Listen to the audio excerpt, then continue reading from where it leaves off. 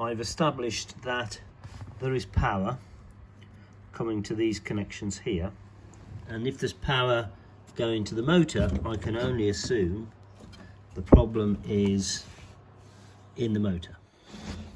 To help gain access to the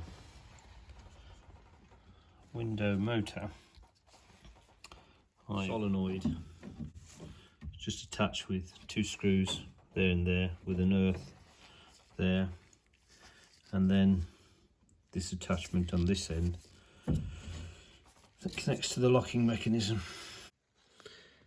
To remove the motor, there are 3 bolts.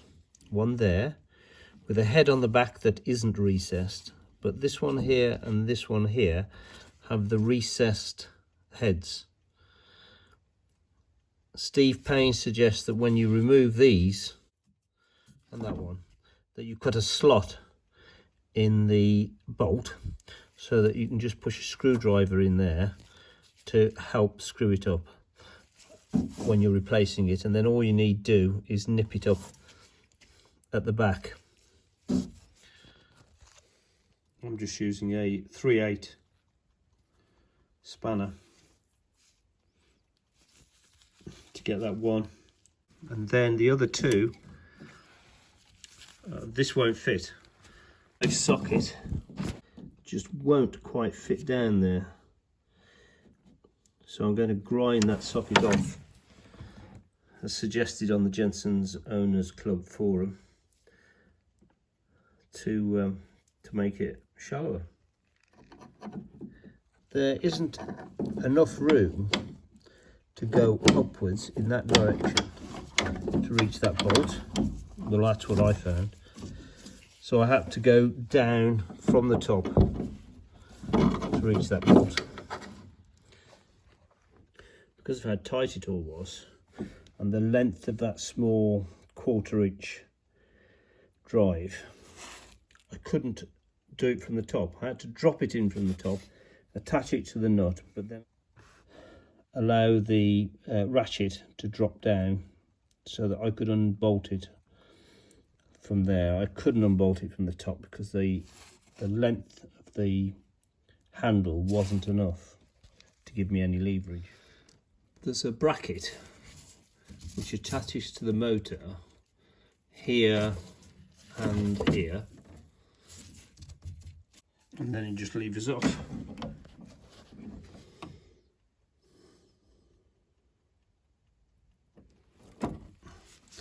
But quite a fiddle. I shall take the opportunity to replace the cog that's in there, as everybody suggests that that's an absolute must. She got it off, and that will then last the life of the car. Once those 2 bolts are out, I'm going to take that off. In my case, you can see how rusted it is.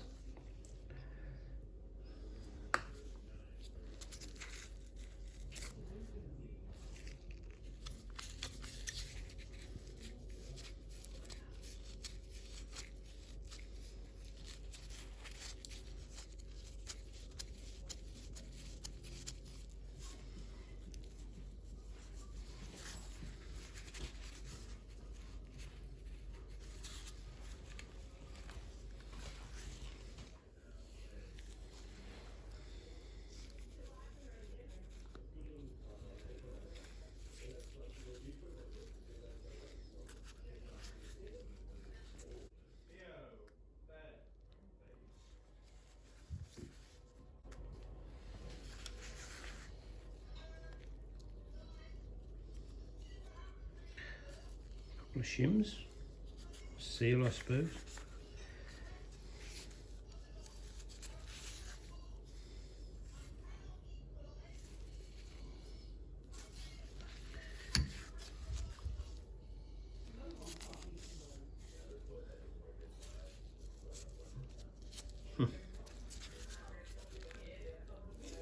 A gasket on here. Ah, right.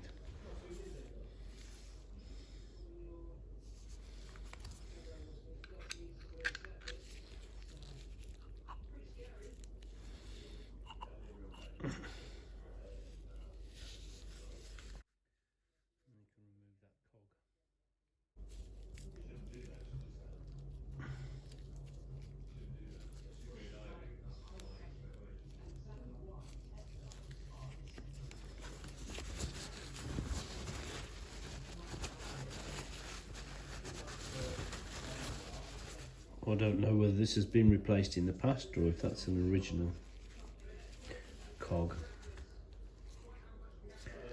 There's a lot of rust about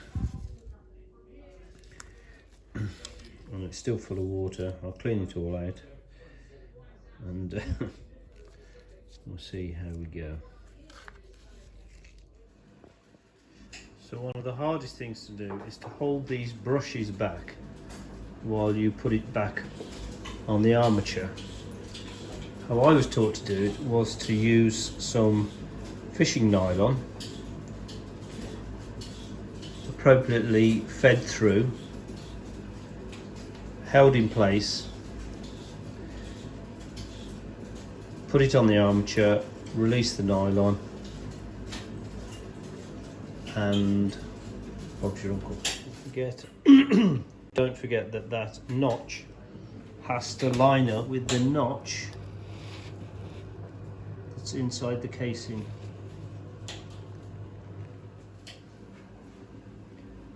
You can just see how those two are lined up, and now it's a question of releasing the nylon.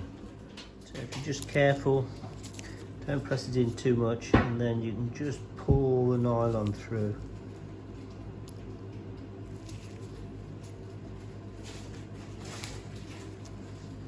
That's it.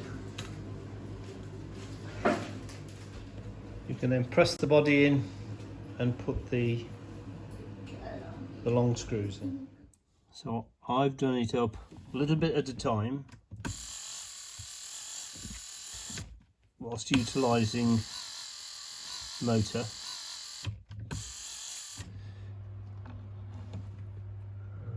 Put the retaining nut on the end of the screw. This shows the sort of slot you need to put into the screw head so that you can screw it using a screwdriver.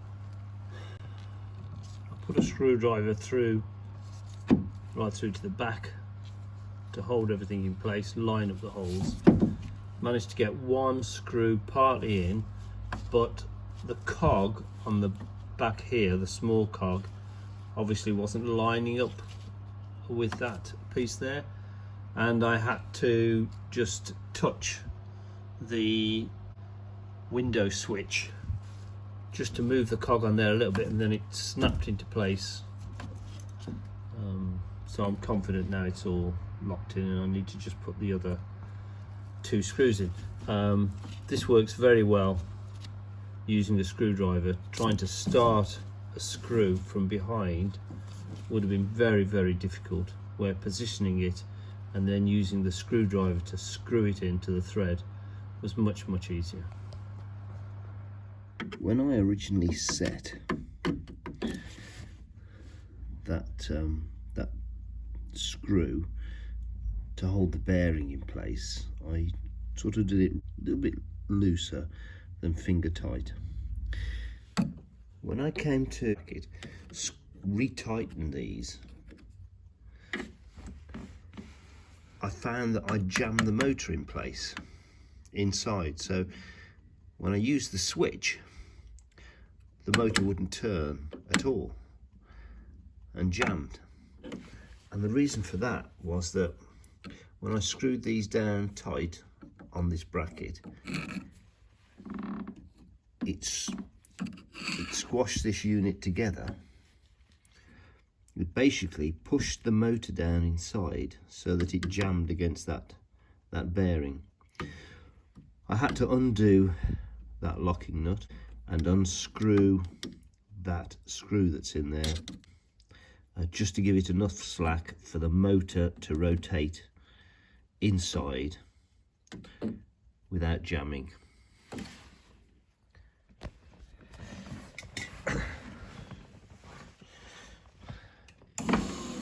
That's the final result.